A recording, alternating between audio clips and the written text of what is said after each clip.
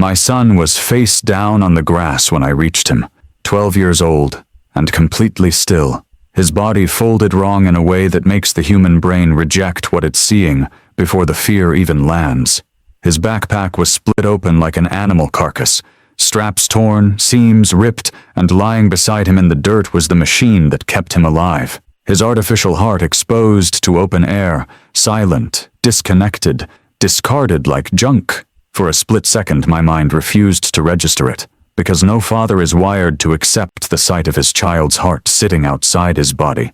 Then reality slammed in, sharp and absolute, and every sound around me dropped out, except the high ringing in my ears and the shallow hitch of my own breath as I hit my knees beside him. Leo's lips were already turning blue when my hands reached him, cold panic trying to claw up my spine, while another part of me slammed it down hard. Training doesn't make you fearless. It just teaches you what to lock away so you can function when everything else is screaming. I saw the cannula torn free, the power-to-flow regulator dead, the backpack strap sheared by force, not wear, not accident. This wasn't a malfunction. This was violence. Someone had ripped his lifeline out of him with their hands, and they'd done it in broad daylight, in the middle of a neighborhood park, like they owned the ground beneath our feet. I shouted for help while already working, fingers moving on instinct, checking airway, checking pulse that wasn't there the way it should have been, cataloging damage the way I'd done 100 times overseas, except this time it was my son, and the ground was soft grass instead of rock and blood. Sirens started somewhere far off, but they felt uselessly slow, like the world itself was dragging its feet while my kid ran out of time. I kept my voice calm, because panic spreads, and panic kills, and I wasn't about to let anyone near him who couldn't follow orders. The paramedics arrived fast, good people, trained for wrecks and cardiac arrests and chaos, but this wasn't their lane. I saw them reach for him, saw them prepare to move him, and I shut it down instantly, my voice cutting through the noise like a blade. Stop, flat, controlled, the tone that doesn't ask and doesn't explain twice. They hesitated, confused, and I pointed at the device on the ground, explaining in precise terms what would happen if they reconnected it wrong, how an air embolism would kill him before the ambulance doors closed. They didn't fully understand, but they understood certainty, and that bought us seconds we didn't have to spare. That's when I felt eyes on me. Not concern, not fear, judgment. I looked up and saw her standing there, untouched by the chaos she'd created, perfectly dressed, perfectly composed, silver hair sprayed into a rigid helmet, lips pressed thin with righteous certainty. Brenda McMillan, HOA president, clipboard tyrant, neighborhood parasite who treated rules like weapons and people like obstacles. She wasn't looking at my son. She was looking at me like she'd finally caught me doing something she could use. She pointed at me in front of the police officer who had just arrived and spoke calmly, clearly, confidently, the way liars do when they've rehearsed. He did this. He's been claiming the boy is sick to dodge HOA dues. He staged this when I confronted him about his violations. The words didn't register at first because my brain was still focused on keeping my kid alive, but when they did, they landed like a physical blow. She wasn't just lying. She was building a murder story in real time while my son lay dying at my feet. The officer shifted, hand near his weapon, eyes narrowing, and I saw the narrative lock into place behind them. Desperate father, sick kid, fake medical device, insurance scam. It was clean, ugly, and efficient. Brenda stood there wrapped in the authority of the HOA cult she ran, watching law enforcement turn toward me, while pretending to be a concerned civic leader. My hands were covered in medical gel and dirt, my knees soaked through, and I realized she wasn't just attacking my family. She was trying to erase me. They got Leo stabilized enough to transport. Barely 12 minutes without proper circulation. 12 minutes that would echo forever no matter how this ended. The ambulance doors closed, and I was ordered to stay where I was, treated like a suspect instead of a father. I watched them drive away with my son, while Brenda gave her statement, calm, precise, satisfied, and that's when it hit me with crystal clarity. They didn't just rip my son's heart out of his backpack. They were trying to pin his death on me before he was even gone. Before we move forward, drop a comment from where are you watching right now. Because what happened next wasn't grief. It wasn't panic. It was the moment restraint snapped into something colder. They thought they were dealing with a broken man. They had no idea they'd just declared war on someone who helped design the very machine they destroyed. Someone trained to dismantle systems piece by piece when they crossed a line they couldn't uncross. And this was only the beginning. To understand why Brenda McMillan felt comfortable pointing at me while my son lay dying, you have to understand the ground she thought she owned and the man she thought I was. This house wasn't some random purchase squeezed into a manicured HOA grid. I grew up here. Not just the neighborhood, this exact stone house, set back from the road on land my great-grandfather bought after the war, with money that smelled like engine oil and ration stamps. He built it himself in 1946.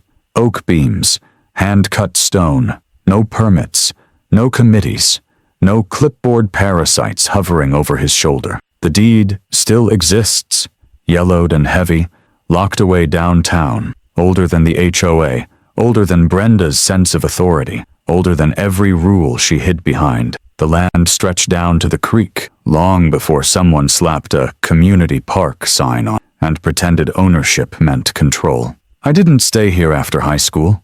I left at 18 because small, quiet places can suffocate people who need pressure to function. I joined the army for structure, for clarity, for a version of life where the rules were brutal but honest. I tested into special forces, and I didn't become a medic because I wanted to heal. I became an 18 Delta because when everything goes wrong, knowledge is the sharpest weapon you have. For a decade, I lived in places that don't show up on maps, responsible for keeping men alive when there was no doctor, no hospital, no second chance. You learn fast that authority isn't something you claim. It's something you earn when people trust you with their lives. When I came home for good, the world felt sore, fragile, obsessed with nonsense.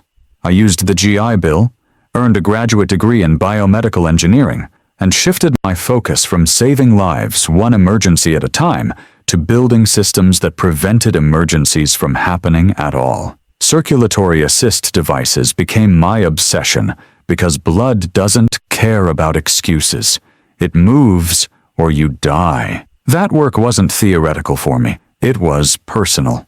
My son was born with a heart that couldn't carry him through childhood on its own. By the time he was 8, doctors were talking about transplant lists measured in years he didn't have. So I stopped being just a father and became an engineer with a deadline that mattered. That's how Leo ended up with a ventricular assist device, and why I knew every component of it better than the people who sold it. I didn't just read manuals. I wrote parts of the logic that governed how that machine behaved under stress. When the production model rolled out, my fingerprints were all over it, hidden in schematics and patents no one in this neighborhood would ever bother to look up. The backpack wasn't a gadget. It was an external organ. It hummed quietly, cooled itself, regulated flow, and gave my kid a life that looked almost normal, if you didn't know where to look. For a while, the neighborhood accepted us. I was the quiet guy in the old stone house, the one who fixed fences, organized a basic neighborhood watch, helped shovel snow without making a show of it. Leo played with other kids, learned to pace himself, learned how to explain his backpack to curious friends. We weren't hiding. We weren't asking for special treatment. We were just living. Then, Brenda McMillan won the HOA presidency, and everything changed. She came in like a regime change, smiling at first, shaking hands, talking about standards and uniformity, like they were virtues instead of tools.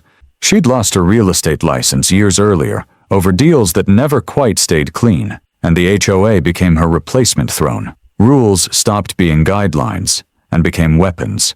Enforcement stopped being about consistency and became about dominance. It started small, the way all abuse does. Anonymous notes about noise, complaints about unauthorized electronic equipment in common areas. That equipment was my son's medical device. I submitted documentation, letters from cardiologists, federal disability protections spelled out in plain language. She ignored them all. In her world, context didn't matter. Compliance did. and compliance meant submission. She escalated deliberately, publicly, waiting until we were in the park to confront us. Clipboard out.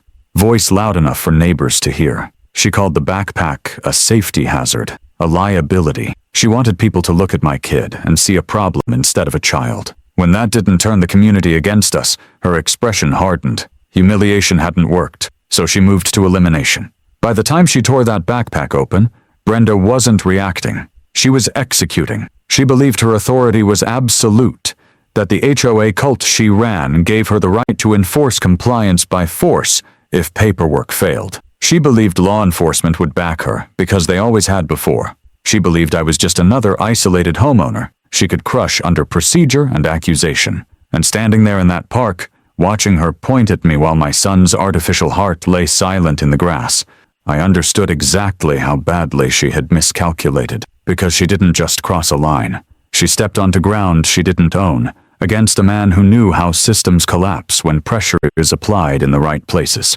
And what she'd just done guaranteed that pressure was coming. Brenda McMillan didn't operate alone, and that was the mistake most people made when they tried to understand her. They saw a woman with a clipboard and a title, and assumed her power stopped at nuisance fines and passive-aggressive letters.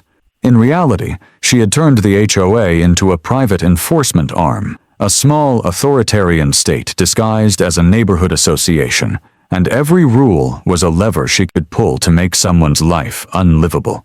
The bylaws weren't guidelines in her hands. They were pretexts.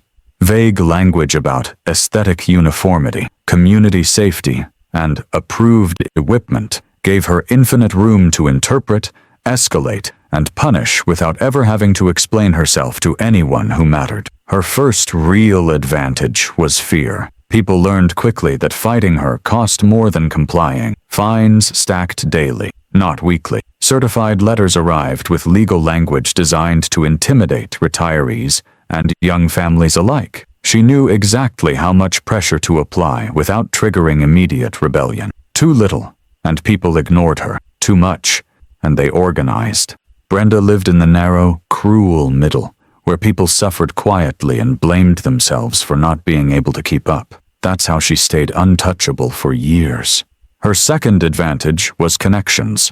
Brenda wasn't just HOA president. She was deeply embedded in the town's informal power network, the kind that never shows up in public records but decides outcomes long before hearings ever happen. She had a personal relationship with the police chief, a man whose ambition had outpaced his ethics years earlier. Calls from Brenda got answered faster than 911 calls from regular residents.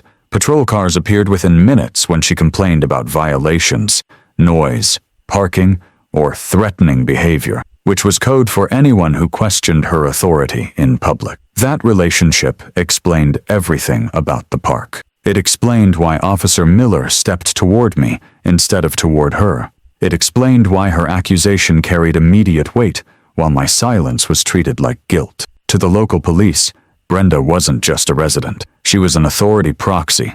When she spoke, enforcement followed. The HOA cult and the badge fed each other, and people like me were collateral damage in that arrangement. The abuse extended beyond intimidation into profit. Brenda had quietly rewritten contractor approval rules so that any exterior work required HOA-approved vendors.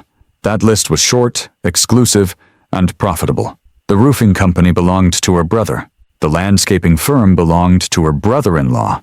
The painting contractor was her cousin.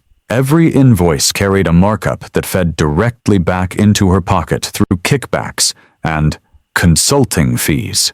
Residents who tried to use outside contractors were fined until compliance became cheaper than resistance.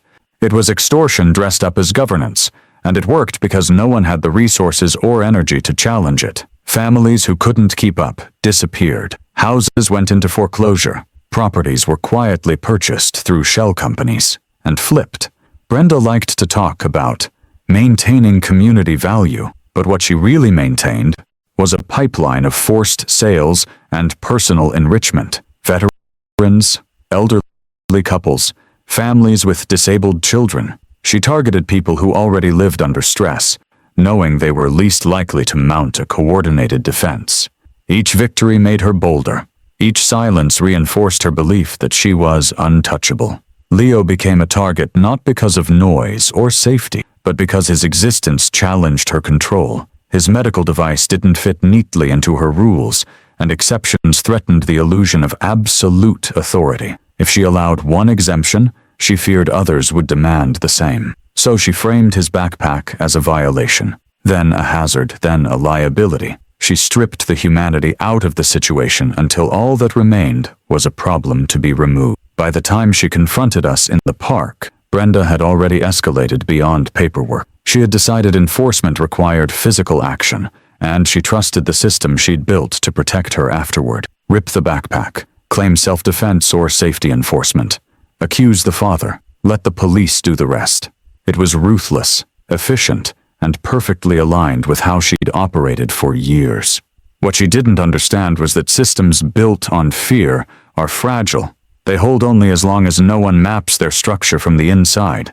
And as I stood there watching the ambulance disappear with my son, being treated like a suspect in my own nightmare, I wasn't thinking about revenge. I was thinking about architecture, about weak points, about how to dismantle something that had been allowed to metastasize unchecked. Because once you see the full shape of a corrupt system, taking it apart isn't emotional, it's procedural, and Brenda had just given me all the motivation I would ever need to begin. The first 72 hours after the park blurred into something sharp and mechanical. I didn't sleep because sleep is where panic lives, and I couldn't afford to let panic touch anything yet. Leo was in the ICU, machines breathing and pumping and compensating for what had been ripped away, and every update from the doctors landed like a delayed explosion. Stable didn't mean safe. Awake didn't mean whole. I sat beside his bed when they let me and watched numbers instead of his face, because numbers tell the truth without pity. When they forced me to leave, I went home and turned grief into motion. The police had taken the backpack and the damaged device as evidence, which meant the most critical proof of what had happened was now sitting in a locker under Brenda's influence. I moved fast. My attorney filed an emergency motion demanding its release on the grounds that it was life-sustaining medical hardware and essential to my son's ongoing care. That language mattered. Judges respond to specificity, not outrage. By the next afternoon, the device was back in my hands, sealed, documented, chain of custody intact. Brenda thought she'd buried the evidence. Instead, she'd preserved it. I converted my home office into a forensic lab the same way I used to convert mud huts into trauma stations overseas. Lights repositioned, tools laid out, documentation logged before emotion had a chance to smear anything. I photographed the backpack first, every tear, every frayed edge, every stress point. Then I moved closer. Under digital magnification, the strap fibers told a story that couldn't lie. This wasn't wear. This wasn't fatigue. The polymer strands showed torsional shear consistent with a violent twisting yank. Force applied suddenly, deliberately. I measured the tensile strength required to cause that failure and ran the numbers twice to be sure. Over 250 pounds of force. No child, no accident, no incidental snag. I built simulations next, recreating the failure in controlled models, mapping how the strap would have to be grabbed, twisted, and pulled to produce the exact damage pattern present. Each simulation ended the same way. Intentional human action. I compiled everything into a formal engineering report, the kind written to survive hostile cross-examination. Every claim sourced, every calculation reproducible. Brenda had accused me of staging an accident. What I held in my hands was proof of assault. But proof of how wasn't enough. Proof of where mattered just as much.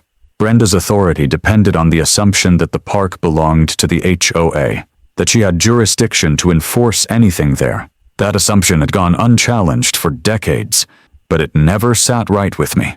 Old family stories have a way of resurfacing when pressure mounts, and I remembered my grandfather talking about creek boundaries, about land donations, about conditions attached to gifts the county liked to forget. The county records archive smelled like dust and neglect, the kind of place people assume holds nothing dangerous anymore. I spent hours there, pulling plat maps, deeds, surveyor notes.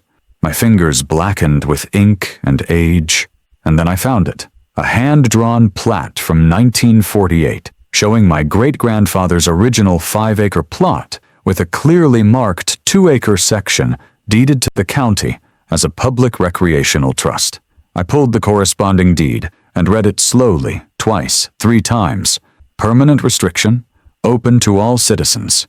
No transfer of enforcement authority. The HOA wasn't formed until nearly 40 years later. They had never owned that land. They had never controlled it. Brenda's entire confrontation was illegal from the first word she spoke.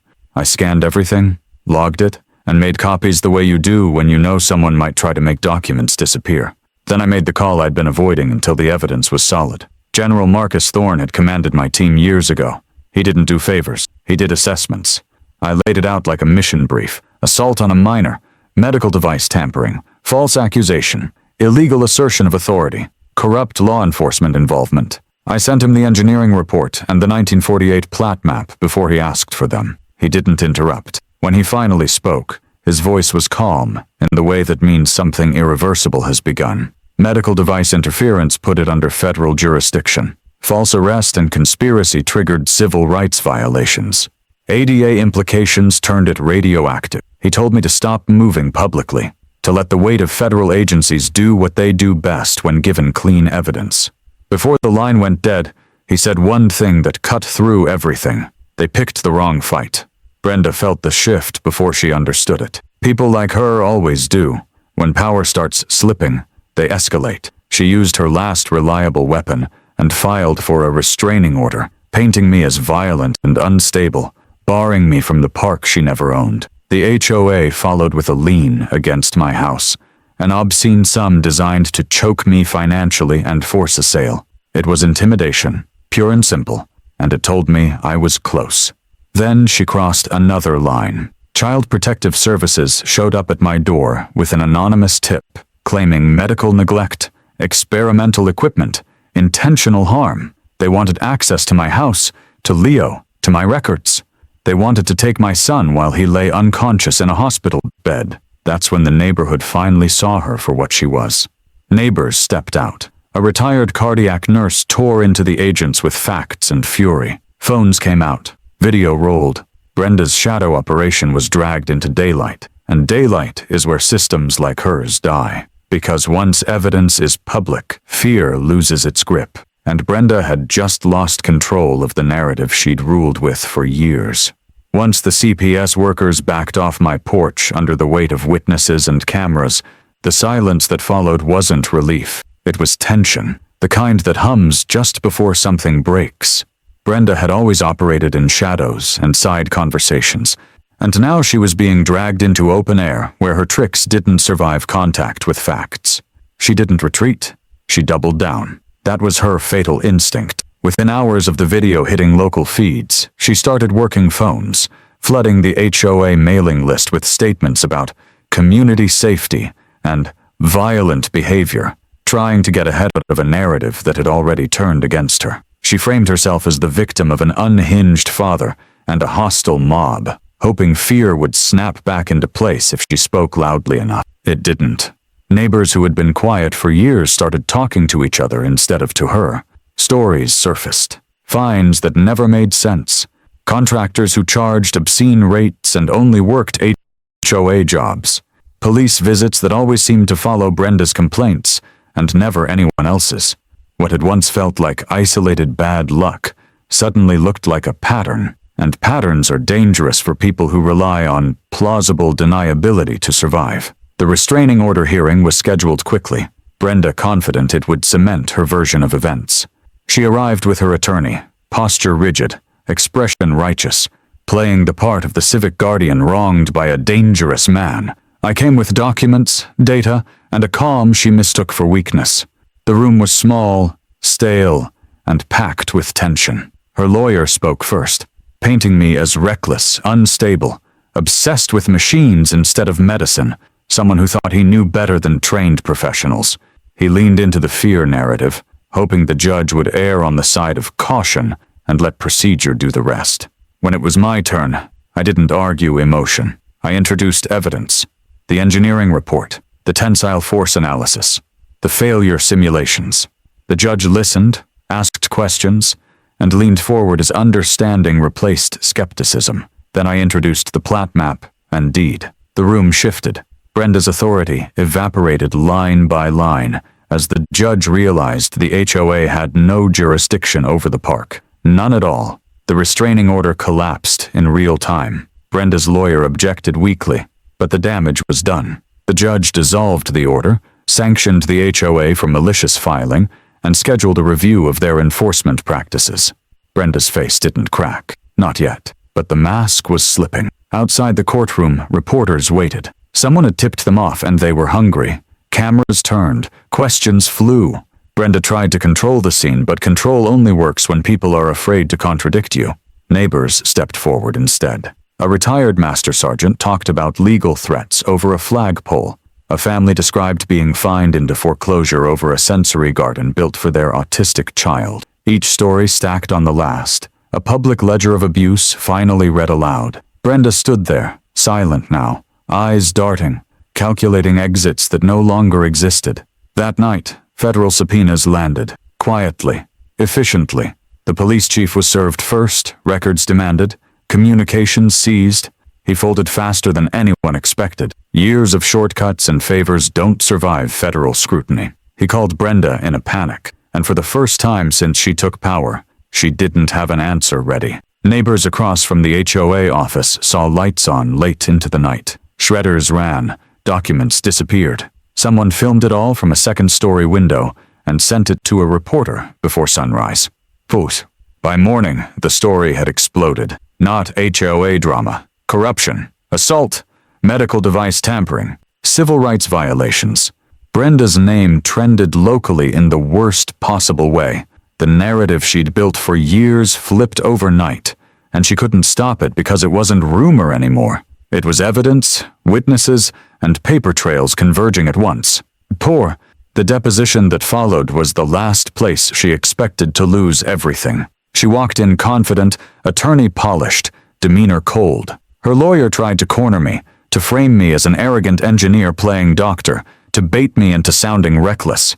I didn't take it. I answered calmly, precisely, and when he asked what qualified me to override paramedics, I slid a certified patent document across the table. My name sat there, in ink, as lead inventor on the device's core regulation system. The machine they'd destroyed. The room went silent. Brenda stared at the paper, like it had bitten her. In that moment, the full weight of her mistake finally landed. The house of cards didn't wobble after that. It collapsed. Judges moved fast when they realized how badly authority had been abused. Liens were thrown out, enforcement actions voided. Federal agencies executed coordinated raids at dawn. Black SUVs rolling through a neighborhood that had spent years pretending nothing was wrong. Homes, offices, and police records were seized. Brenda was arrested that afternoon, her power stripped down to fingerprints and a mugshot. When the verdict came months later, it was clinical. Guilty on every count. Assault on a minor, fraud, conspiracy, obstruction. The sentence erased her from the system she'd ruled. No speeches, no apologies. Just a gavel, and 20 years she couldn't talk her way out of. As she was led away, not one person in that courtroom met her eyes. And standing there, watching a woman who once terrorized an entire neighborhood reduced to silence, I didn't feel triumph. I felt closure. Because systems built on intimidation always end the same way when someone refuses to stay small. And Brenda McMillan's power trip didn't end with a bang. It ended the only way it ever could. Dead quiet. The courtroom verdict wasn't the end of the fight. It was the pivot point where force gave way to precision. I'd spent years learning that breaking a threat isn't enough if you leave the infrastructure intact, because something else always crawls in to replace it. Brenda was gone. But the mechanisms she exploited still existed, and systems don't fix themselves out of shame. They fix themselves when pressure is applied in ways that make regression impossible. Federal agencies don't move loudly at first. They move deliberately. The Department of Justice opened parallel civil actions the moment the criminal verdict landed, not against a person, but against a pattern. Americans with Disabilities Act violations stacked up faster than anyone expected. The HOA's enforcement history, once a mess of disconnected complaints, became a clean timeline of discriminatory conduct. Every fine levied against a medical accommodation, every threat sent by certified mail, every police call triggered by Brenda's voice. Each one documented, cross-referenced, and escalated. I wasn't just a victim in those proceedings. I was an expert witness, and that distinction mattered. My engineering background gave weight to the technical side of the assault, while my operational experience gave context to intent. I explained how tampering with life-sustaining equipment isn't an accident. It's a chain of decisions. Grab, twist, pull, disconnect, walk away. I explained how systems fail under stress, and how those failures leave fingerprints no amount of denial can erase. Federal attorneys didn't interrupt. They asked for copies. The HOA's finances cracked next. Forensic auditors tore through accounts that had never expected scrutiny beyond an annual meeting. Kickbacks surfaced. Shell companies linked. Contractor overbilling traced back to family members. What Brenda had built as a private revenue stream collapsed under its own documentation. The IRS joined the party, and when they arrive, conversations end. Assets were frozen, accounts seized. The HOA's ability to operate evaporated overnight, not because of outrage, but because it could no longer pay its own bills. The police department didn't escape either. Internal affairs became external when federal subpoenas landed. Text messages surfaced. Call logs matched enforcement timelines too cleanly to ignore. The chief's quiet resignation didn't stop indictments. Conspiracy charges followed, then obstruction. Authority that once felt absolute dissolved into procedural language that couldn't be argued away. Badges don't protect you when you've been trading favors for years and someone finally turns on the lights. While all of that moved forward, I worked with families who'd been crushed quietly, the ones who never thought their stories mattered enough to tell. Veterans who'd sold homes under pressure, parents who'd watched fines eat savings meant for college or care. We compiled affidavits, not to inflame, but to document. Patterns again, always patterns. When enough of them exist, denial becomes impossible. Legislation followed, slowly, methodically, not reactionary. We drafted language that stripped HOAs of authority over medical necessities statewide, removing ambiguity they'd used as cover. Intentional tampering with life-sustaining equipment became a felony with mandatory sentencing guidelines. No more misunderstandings. No more rule enforcement. A line was drawn that couldn't be crossed quietly again. Throughout it all, Leo recovered. Not quickly, not easily. Recovery isn't a montage. It's setbacks, and patience, and watching a child relearn trust in a world that failed him once. He carried the weight of what happened differently than I did. Quieter, more inward, but he carried it. The upgraded device worked better than the last. Safer, more secure. I watched him breathe without counting seconds again, and that mattered more than every headline that followed. By the time the federal cases closed, the HOA no longer existed as anything but a cautionary tale. Its charter was revoked, its assets redistributed, its authority erased. The neighborhood reorganized voluntarily. Small fees, transparent budgets, no enforcement power beyond consensus. People talked to each other again. That alone felt like victory. But the real retaliation wasn't legal or financial. It was structural. It was removing the possibility that someone like Brenda could ever use a clipboard and a title to terrorize families again. That kind of win doesn't shout. It locks doors quietly behind you and leaves no room for ghosts. And as I stood in the rebuilt park months later, watching my son move freely across ground that had once been weaponized against him, I understood something with absolute clarity. Power doesn't vanish when you defeat it. It relocates, unless you dismantle it completely. The last phase didn't arrive with sirens or headlines. It arrived quietly, the way real endings do, after the noise has burned itself out, and only outcomes remain. The park reopened under county authority with a new sign carved into weathered wood, the language plain and permanent, the kind that doesn't invite interpretation. Open to all. No HOA jurisdiction. No enforcement authority beyond the law. The ground Brenda once treated like her personal courtroom became exactly what it had always been meant to be. Public, neutral, free. The community gathered without being told to. No speeches, no banners. Just people who had learned, the hard way, What happens when fear is allowed to masquerade as order? Veterans stood beside families with disabled children, retirees beside young parents. The silence felt different this time, not tense, settled, the kind of quiet that comes after a storm when you finally trust the sky again. Leo walked the path first, his new backpack secured properly, reinforced, designed to survive contact with a world that had proven it could be careless. He moved slower than before, more deliberate, but there was confidence in the way his shoulders squared when he crossed the grass. He didn't look at the spot where it happened. He didn't need to. That place no longer owned him. Watching him, I felt something loosen that I hadn't realized I'd been carrying. Not anger, vigilance. The constant readiness that never turns off until you know the perimeter is clear. Brenda's world had shrunk to scheduled counts and concrete walls by then. No influence, no audience, no leverage.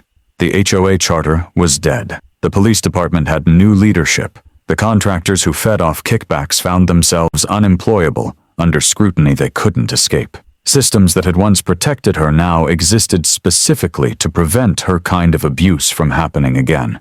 Not because people suddenly became better, but because the cost of repeating it had been made unbearable. People asked me if it felt like victory. I never answered directly. Victory implies a contest worth entering. This was correction, restoration, the removal of a threat that should never have existed in the first place. Satisfaction didn't come from watching someone fall.